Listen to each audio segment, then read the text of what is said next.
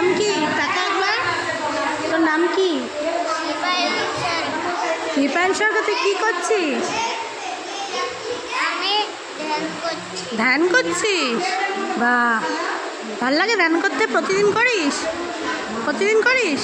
বাহ, খুব ভালো ছেলে তো।